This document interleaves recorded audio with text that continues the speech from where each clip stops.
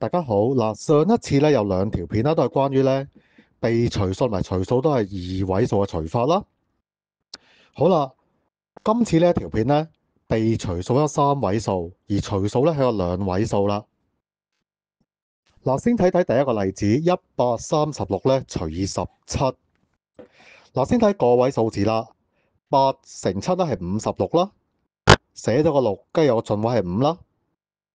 好啦，咁8乘1咧係8，記得加翻5咧係13。嗱，剛剛好係除得盡㗎，所以136咧除以17咧係8啦。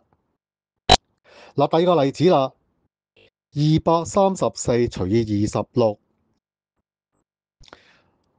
乘9係54啦，個位數就係4，記得寫翻個進5。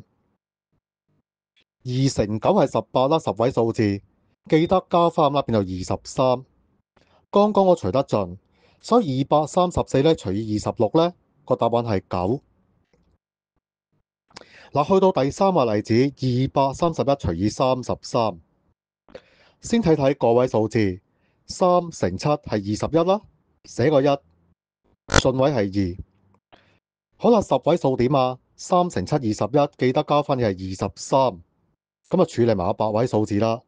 剛剛我除得盡㗎，所以231除以33咧個答案係7。好啦，睇埋咧第四個例子啦，414啦除以46，先睇睇個位數字啊。6乘9係54，個位數就係4啦，進位寫個5。好啦，前邊又點啊？4 9 36，記得加翻5啦，剛剛係41，剛剛除得盡啦，所以啦414咧除以46咧個答案係9。多謝大家咧收睇咧我哋嘅片啦，記得 like、subscribe 同埋 share 俾身邊嘅朋友啦。祝大家啦學業進步，下條片再見，拜拜。